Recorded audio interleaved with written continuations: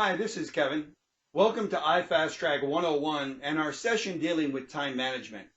If you happen to be with me during our goal setting session, you might recall. Hi, this is Kevin. Welcome to iFastTrack 101 and our session dealing with time management. If you happen to be with me during our goal setting session, you might recall that I defined goals as requiring a significant commitment of your primary resources, those being time, money, and energy. And of those three, the one I want you to be most cognizant of, as well as most protective of, is your time. As I go through this session, I think you'll understand full well why I say that. To start this session, I want to address, to maybe encourage you a little bit, maybe sell you on the fact how important time management is. I want to share with you some of the benefits of becoming an effective time manager, the first of which is increased productivity. It's been studied time and time again that people who are better at managing their time across the board, both in their business lives as well as in their personal lives, are going to end up being more productive. Another benefit is increased effectiveness as well as increased efficiency. Effectiveness, to draw the distinction between the two, effectiveness is doing the right thing. Efficiency is learning to do the right thing more efficiently. And I'm going to make a not so flattering comment about the real estate industry in general, and in particular about some of we practitioners. We tend to be, as is the industry, far more efficient than we are effective. I can draw down on my experience relative to the multiple listing service. When I started in this business many years ago, there wasn't even a multiple listing service in our area. And I remember when it came into the area, how elated we were because every 30 days we could drive to the Association of Realtors and pick up information on properties that were new to the market, as well as learn about properties that sold. Well, as time progressed, they took all that information and they put it in the form of what they called a real estate book. It was our MLS book. And that was, again, when they first compiled it, available every 30 days. And then it became available every 2 weeks, and ultimately it was available every week. And I got to be honest with you, as a practitioner in those days, I thought I'd died and gone to real estate heaven, because here every week I got this book about all the new listings and things that sold and things that expired. And then in the mid to early 80s, they stopped doing that and they turned to the computer, and it was like we took a giant step backward, because what we were getting on a weekly basis at the beginning of putting this on the computer, we went back to getting it once a month. So it was a little bit of like trial and error. But as you all know, in this day and age, okay, the MLS works in real time. I can get a listing today, put it in the multiple listing service, and you, as a member of that multiple listing service, you can have access to it in real time, almost instantly.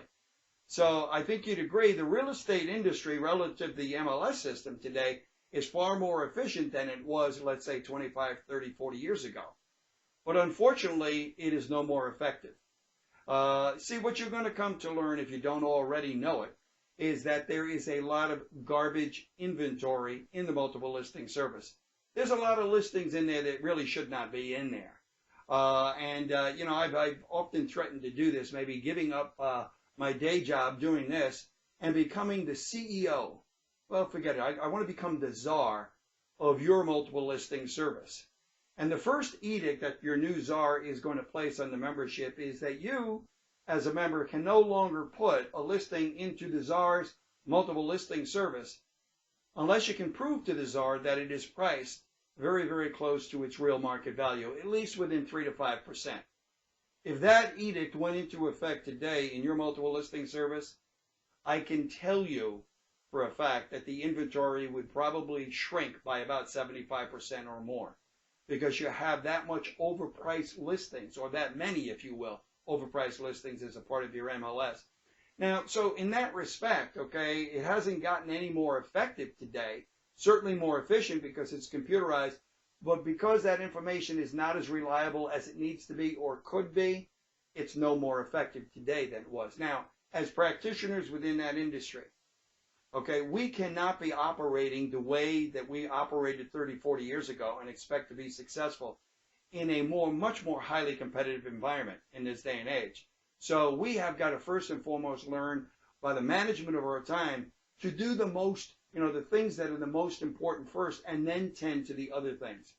And you will hear from me in this session and again in many, many of the other sessions that the single most important job that we should be doing, the single most important expenditure of our time should be focused on prioritized proactive prospecting and lead generation.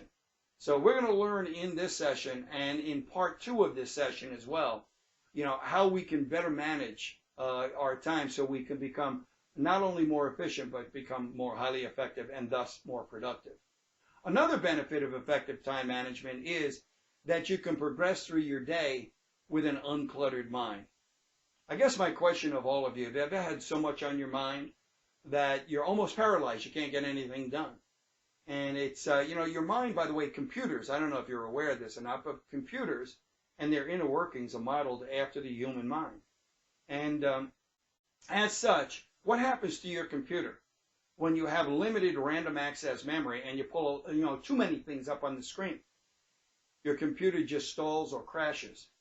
Well, excuse me, that's pretty much what happens to us as well. If you don't have a way of offloading a lot of stuff that you're keeping between your ears, more than likely that's going to paralyze you. And it's going to impact your ability to be effective as well as being efficient. So if we learn to become good time managers, and we have maybe utilize a time management tool of choice, many of which I will introduce during this session, you can then unclutter your mind and then become much more productive.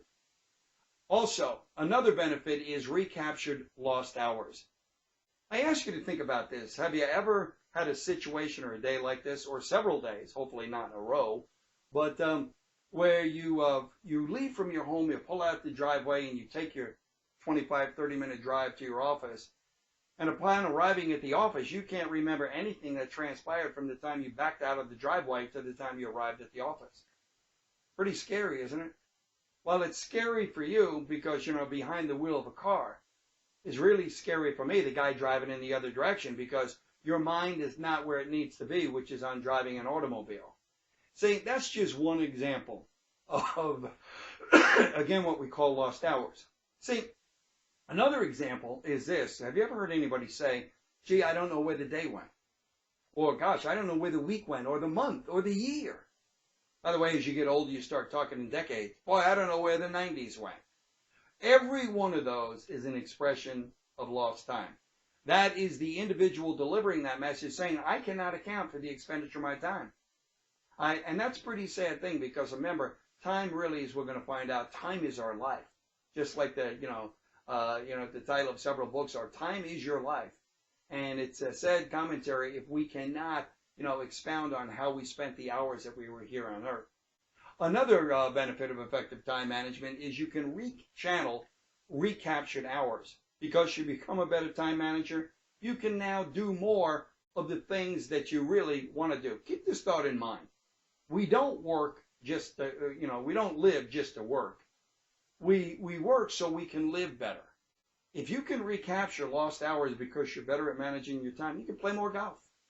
You can do more jogging. You can spend more time with the grandkids. So again, whatever it is, you can rechannel those hours to do the things that really we work for. Keep in mind, we don't live just to work. We work so we can live better. So if we do a better job of managing our work time, we can then devote the recaptured hours to the other things we like to do the most. More legitimate time off. Another real obvious benefit of good time management. I guess the best way to address this, have you ever gone on vacation? But the whole time you've been on vacation, you've been thinking about all the work that you didn't get done and what you're going to face when you come off vacation. Right? If that has happened to you, and I'm sure it probably has, I submit to you that you're not really on vacation. You're just at work in a different location. Say, good time managers, okay, will have the benefit of being able to go into a situation like that, manage their time, sort of clean their desks off going into the vacation, such as they can really, really enjoy it, and coming off the vacation, not face this mound of work that they did not get to before they left. Another benefit of time management is improved quality of your work across the board, including paperwork. And folks, in real estate, one of the soft spots for most agents, and I know as a broker, having employed hundreds of agents at a time, that it's important to the brokerage that you do the entire job, that paperwork that it seems to be massive in terms of real estate is done. It's done efficiently, it's done on time, and it's done fully and completely. Because again, we never know when we're going to have to rely on that paperwork somewhere down the road, maybe in a lawsuit or whatever. And lastly, another tangible benefit of time management is you can expand your professional horizons. You know, the majority of you that are out there, you know, practicing real estate now are agents. I'm sure that there are brokers that are, you know, looking at this video as well. And I would submit to you that if you are an agent, you know, set your sights high. Why not at some point in your career, become a broker? Why not become a broker of multiple offices? Maybe you might want to become a trainer.